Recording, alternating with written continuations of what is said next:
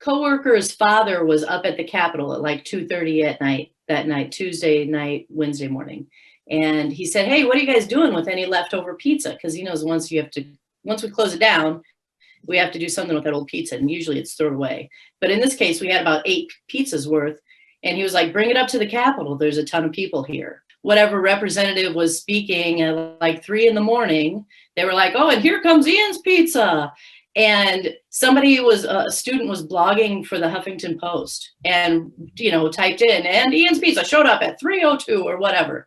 And so then that next day, like Wednesday, Thursday, we started to get a few calls from people who were like, "Oh, can we buy pizza for the protesters? As long as we're cool with it and they're cool with giving us money and hoping we do the right thing."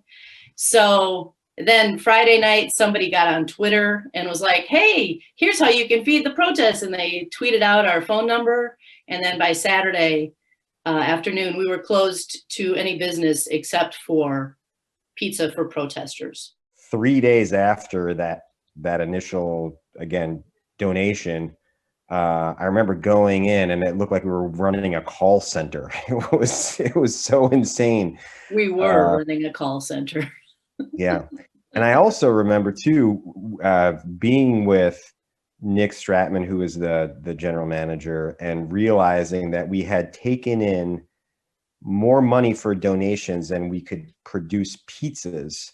And so then I remember asking Nick, saying, "Hey, so that we can get ahead of this backlog, can we just start giving out slices to everybody who's coming into the store?" And he was like, "Sure."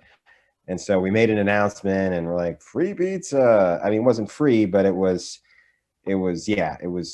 all purchased. And at the time, I remember thinking, okay, we're going to get this huge bump.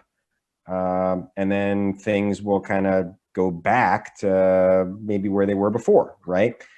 But it never happened. By the time we got to the summer, it was still significantly busier than it was before.